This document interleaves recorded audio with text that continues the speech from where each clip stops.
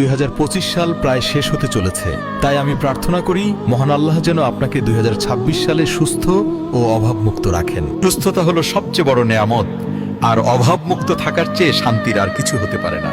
হে আল্লাহ, সবাইকে সুস্থতা দান করো, আমিন।